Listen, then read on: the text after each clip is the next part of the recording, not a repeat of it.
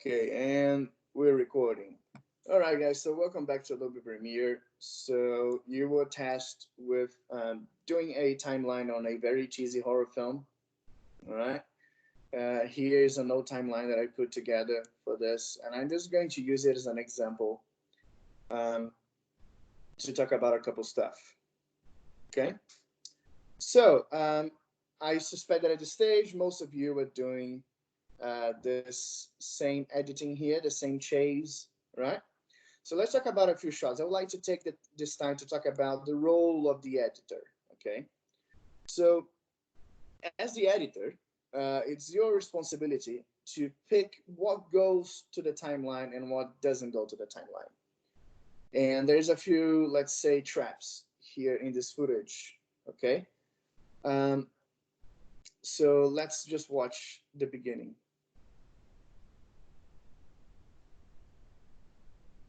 So the guy looks at her. We have a reaction shot, and she starts running, and the guy goes after her.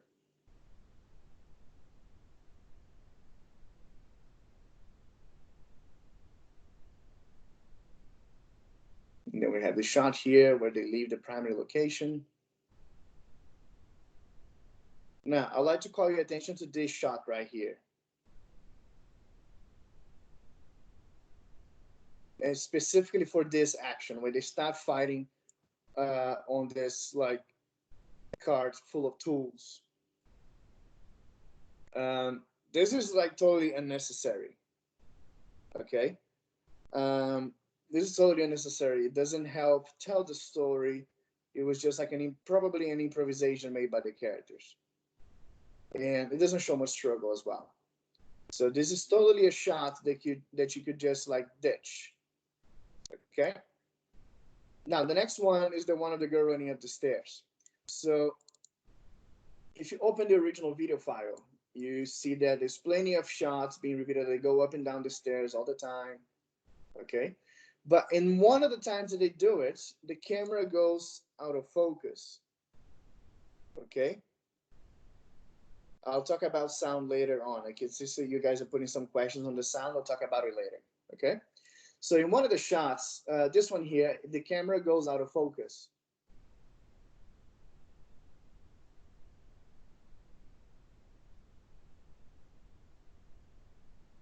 So the girl and the guy going up the stairs actually gets pretty blurred, as you can see over here.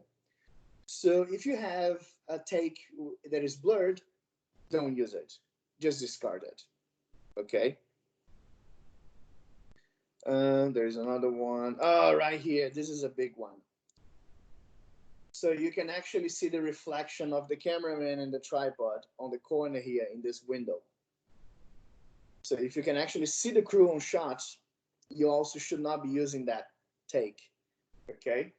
The problem is there is a big mistake here that you cannot fix, and it's the only shot that you have.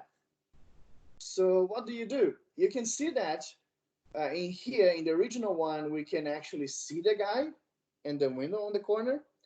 Over here, I just cropped the guy out of it, so you don't see it anymore. But this is something that we will learn next week, okay? Once we go deeper into effects and controls, right? So ideally, you would not use this shot. But since it's the only one you got, you need to fix it somehow. And the way to fix it is to crop and move your framing somewhere else in a way to cover the guy, okay? But this is something for next week. So I'm going to show you this shot right here.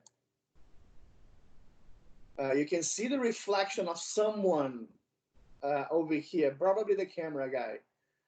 And this is something that you cannot fix. You just have to go with it, unfortunately. But you can actually see another camera guy over here.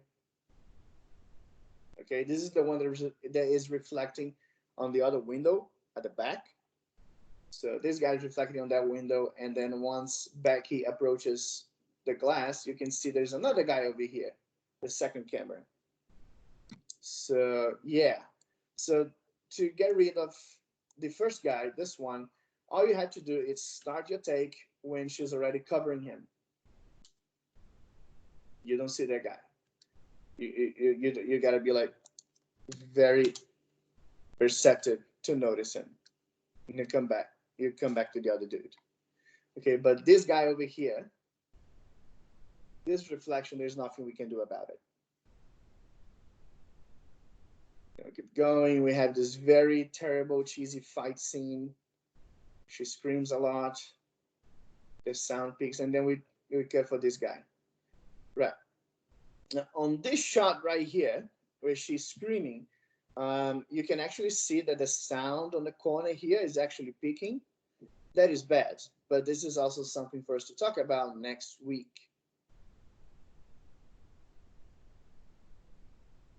It was all nightmare. Oh no. Okay, and then we move on to a dialogue scene that I did not give to you guys because we should be doing dialogue later on. All right. So this is just a few tips that apply specifically to this footage when it comes to picking what goes in the timeline and what doesn't go in the timeline. Okay. About the sound, if you just want to edit without any sort of sound, all you have to do is over here in your audio layers, there is a button that says M. M is for mute. If you turn it on,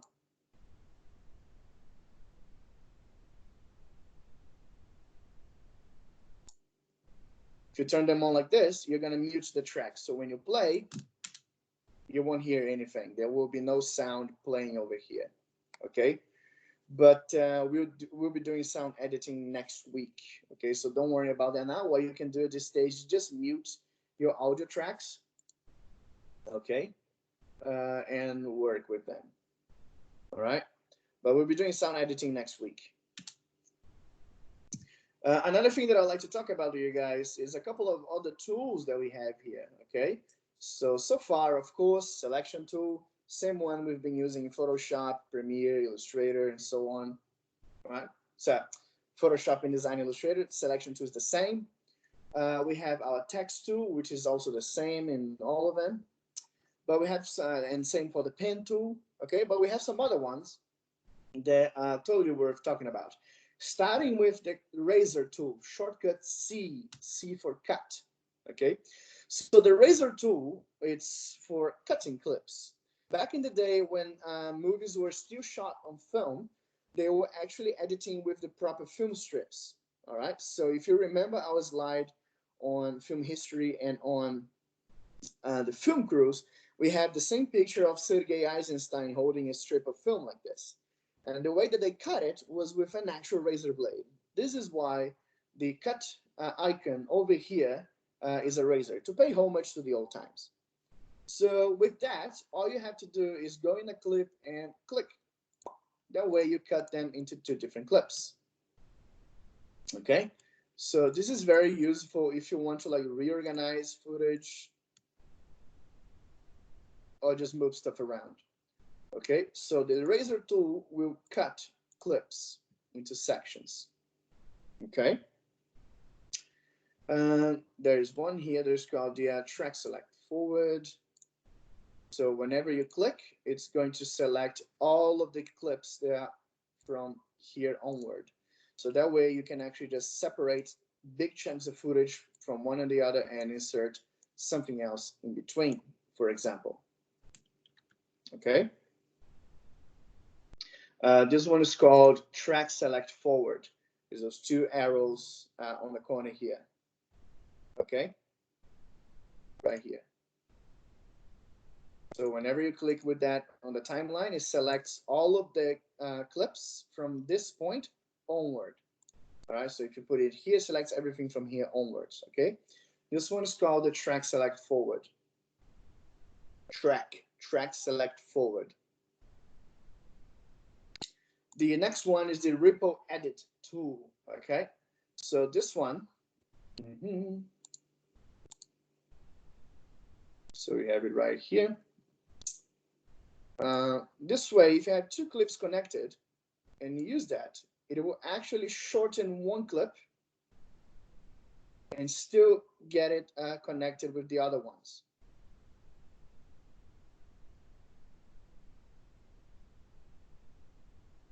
And you can actually see, like, pre-visualize the frame where the clip is going to end at when you do that. Okay, that's the one, ripple edit. The other one is the slip. So the slip tool, if we go to this clip here, for example, and we use the slip tool, we can actually keep the duration of the clip, but reselect the starting and the ending frames. Okay, so this big frame here that says 142.18, this is the first frame, and the one that says 154.16 is the final frame. So with this tool, we can actually navigate in between beginning and end of the clip and keeping the same duration. All right, so now what we have is this. Slightly different from what we had before. Okay. Now, there are some other tools that are hidden underneath here.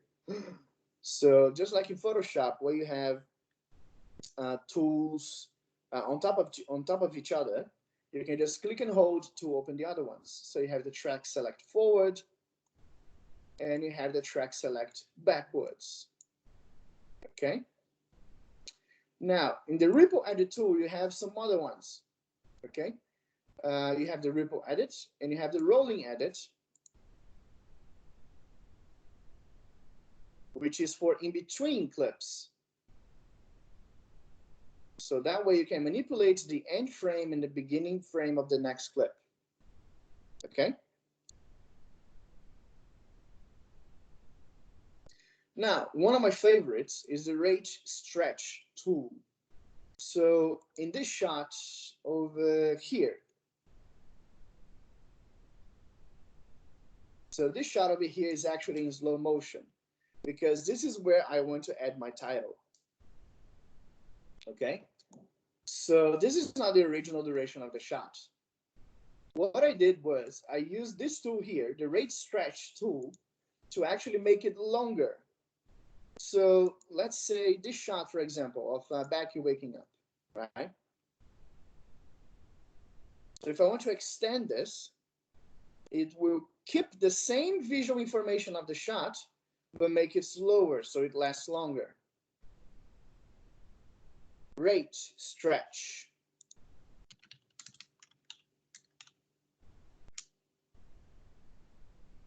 Rate stretch. This one here. Okay. So now the same shot, it's still the first and final frames are the same, but it now plays in slow motion. Okay. You just got to be really careful when you're working with that one and you have sound, because this will put your image and your sound out of sync. And yes, it can also go faster. So if you make it longer, it gets slower. But if you make it shorter, it goes faster. So yeah, there are other ways of changing the speed of some clips. So if we go here and we right click this clip, and you have the option for time remapping, where you can see speed.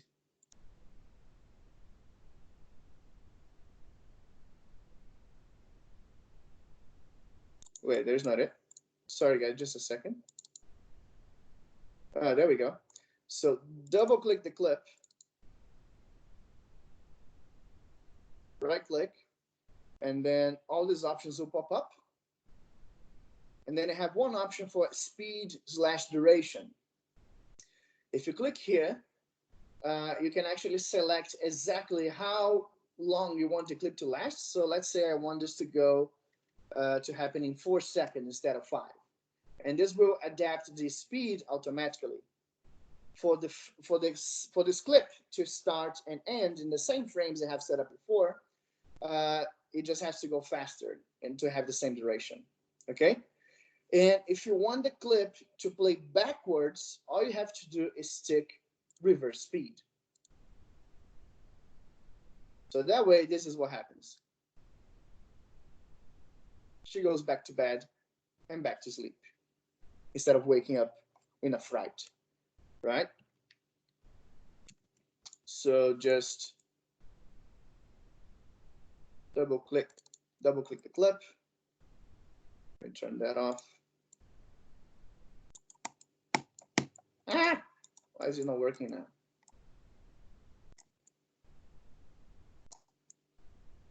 Damn it. Anyway, there we go. So right click and go to speed and duration and change the settings as you go. Okay. All right. So please, if you haven't worked with your horror film sequence at the stage, please do. And also, there's some other footage for you to work with. Okay. Let me just show you guys the folder. Okay, so now, yeah, you can see my folder.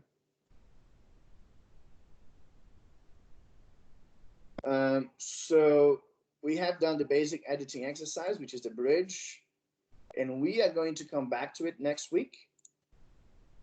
We've done the horror movie, and I would like you guys to go and do next the car chase scene.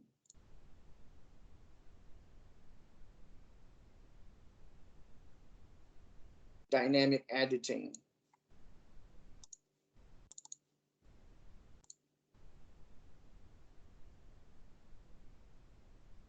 There is plenty of material for you guys to edit a chase scene.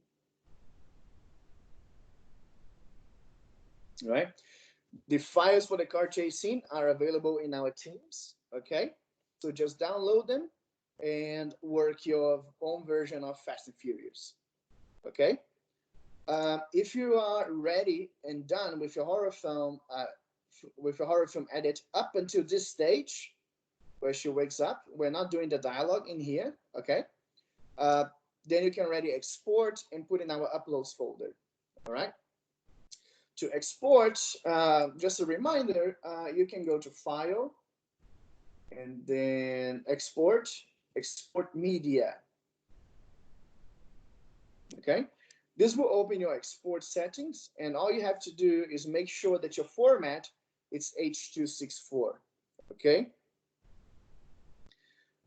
James, you could not find the kitchen scene because I did not make that available to you. You're not to work with the kitchen scene. Okay. So select a format as H.264, and then the output name, you click on this blue title over here and select where you want to save and the name of the file. Once you have that, click export and wait until you finish exporting. Okay.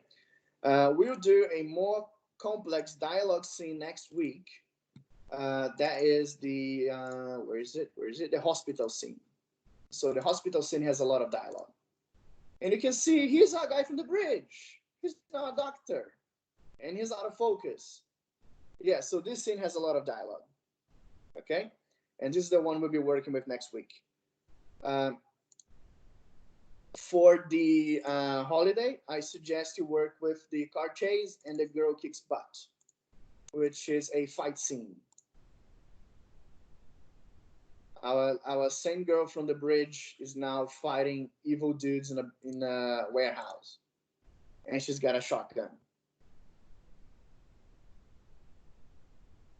Okay, so finish up your horror film sequence, export, and put in our uploads folder. During the long weekend, work with the car chase scene and the girl kicks butt scene. Okay, and next week we're going to be doing dialogue and further sound editing and post-production. Okay, that's all Premiere for today, and I'll stop the recording right now and give you guys further instructions for your homework. Yeah.